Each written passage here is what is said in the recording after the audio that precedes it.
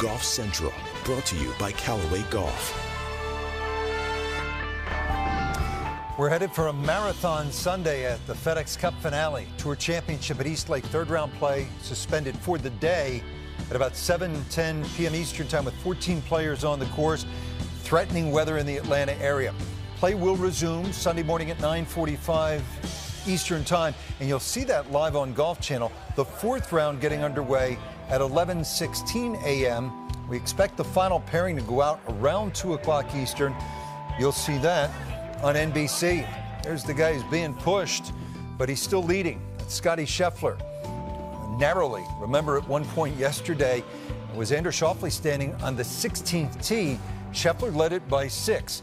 He came into the week, that starting stroke system with a 2-shot cushion. And if he's going to win this, he will have earned every bit of it. And Sung Jae-im's made a really nice move. And don't discount Rory McIlroy, Jon Rahm, and the red-hot and streaking at about to be 15 under par Justin Thomas.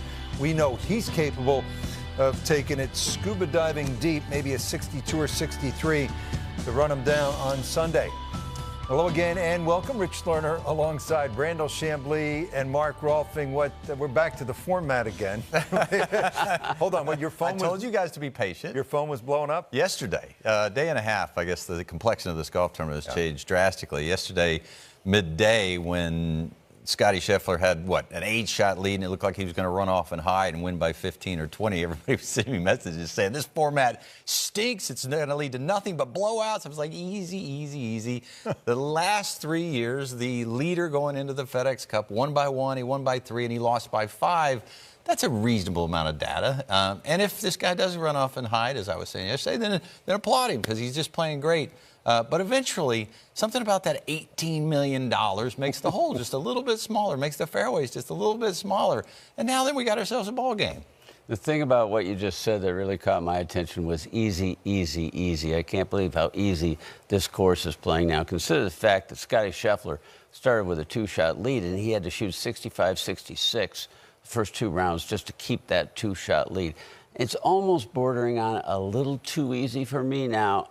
You got to quantify all the elements, and they were playing lift, clean, and place first couple rounds, but the fairways are so soft.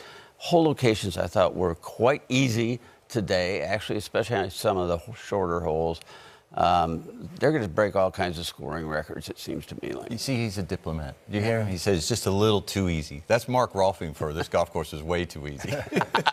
Just back to your point, I know we typically don't like to talk about money. We trot out the bromides about pride and legacy, but come on.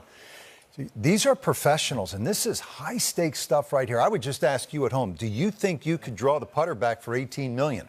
I mean, it's a lot of cheese right there. I mean, that's goat cheese, blue cheese, gorgonzola. That's the whole smorgasbord of cheese. Listen, for $18, I might get a little wobbly. For $18 million? 18 cents, I'm struggling these days.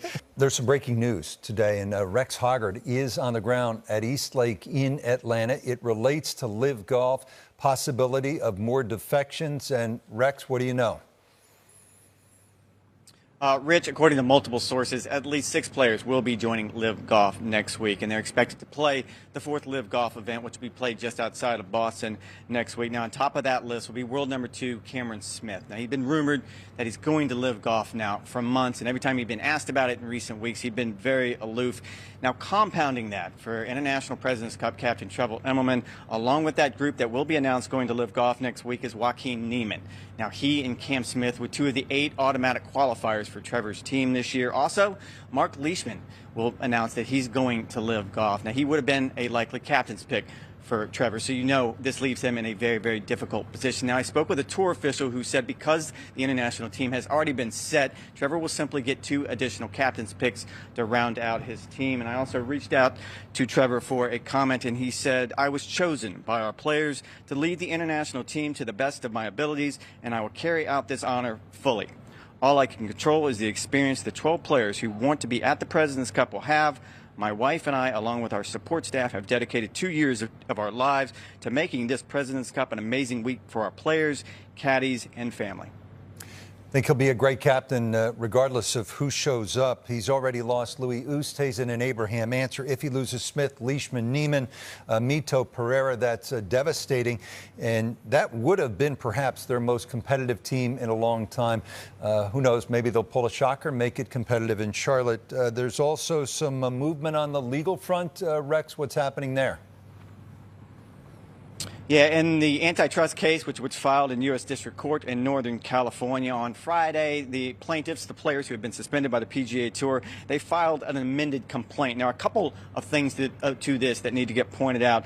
Two players have now dropped out of that lawsuit, Jason Kokrak and Abraham Ancer. That brings the number of plaintiffs, suspended players to 7. Now, remember, when this lawsuit was first filed, there were 11 players, so they've kind of peeled off one by one. The other part of this news that needs to be touched on is the fact that LIV Golf itself has joined this lawsuit. Now, this was expected. Many of the lawyers I talked to said eventually they knew that LIV Golf was going to join the antitrust portion of this after the TRO hearing, the temporary restraining order hearing from earlier this month, was finished. But you need to point out that in this, the punitive damage is that if the PGA Tour would lose this lawsuit, the players would get a certain amount. But now you're talking about LIV Golf, which is a large corporation. So certainly this adds a whole nother wrinkle to it, Rich.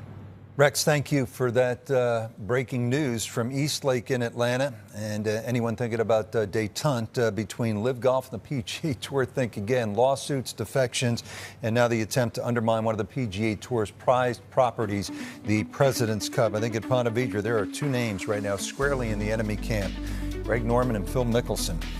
Tour Championship resuming tomorrow morning, 9:45. You'll see it on Golf Channel. Play was suspended due to lightning. The leaders with 6 holes to play. Rolf, you're talking about the golf course. How about these numbers? Yeah, it's just mind-boggling, really, because Eastlake has a reputation of being a great test. And a lot of years it plays very different than it is now. The fairways are soft, but the scoring is just amazing. And if you kind of go around the course hole by hole, I tend to break it down in sort of little piles of stats, like the 2 par 5s. There's only 2, but they're playing way closer to par 4s than par 5s. So that automatically lowers the effective par, to 68. But even some of the shorter shots, typically at Eastlake are hard sometimes, especially when there's difficult hole locations. Now just take a look at this, folks. This is the second hole. It's 183 yards. And not one player missed that green in regulation day. Everybody in the field hit the green. There were 10 birdies. I don't know, Brandel, if I've ever seen a situation with a field, maybe a 4-man field, but I've never seen one with a field as big as 29 where on a par 3 hole, nobody missed the green. I don't remember that. No, I mean, look, the day one when only 1 ball went in the water on 15, there were, it was 227 yards. And, I think 70% of the field, or maybe even more, hit that green in regulation. I thought, well, that was extraordinary. But I don't know that I know that I've never seen 100% of the field hit a green, even in some of these short field events. And it's not like it was 120 yards or anything. I mean, it was dang near 190 yards. So that says how good these guys are and how easy this golf course is playing. Here's the Sunday morning schedule on Golf Channel. Omega European Masters, and who knows, maybe we'll see George Clooney in the gallery once again, as we did today in beautiful Kron-sur-Sierre, where the movie stars hang out. Tristan Lawrence, South Africa, trying to hold off Matt Wallace. Then the Tour Championship, conclusion of the 3rd round, right here on Golf Channel. Then back to Kron-sur-Sierre. Golf Central pregame, we're along at 11:30 a.m. Eastern Time. And then the Tour Championship gets underway at noon Eastern on Golf Channel.